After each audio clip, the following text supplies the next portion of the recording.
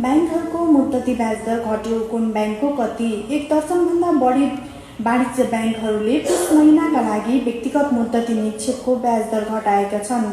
बैंकले सार्वजनिक गरेका सूचना अनुसार व्यक्तिगत मुद्दती निक्षेपमा अधिकतम औसत ब्याज दर 5% भन्दा तल झरेको छ, जसले बैंकिङ प्रणालीमा तरलताको अवस्था सहज बन्दै गएको संकेत गर्छ।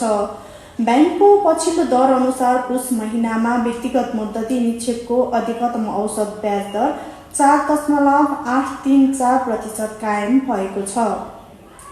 मङ्सिरमा यो दर 5.0405% थियो। यस अनुसार औसत ब्याज दर 0.2065% बिन्दुले घटेको देखिन्छ। यस अवधिमा 13 वाणिज्य बैंकले व्यक्तिगत मुद्दती निक्षेपको अधिकतम ब्याज दर घटाएका छन्।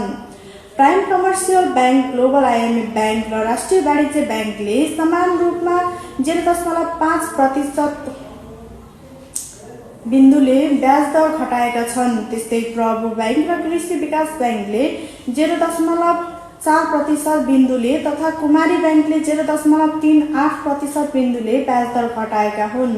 यद्यपि 7 वाणिज्य bank Citizen Bank, Machhapuchchhre Bank, NIC Asia Bank, Siddhartha Bank, Nepal Investment Mega Bank, NMB Bank र हिमालयन बैंकले मङ्सिर महिनाकै अधिकतम ब्याज दरलाई निरन्तरता दिएका छन्।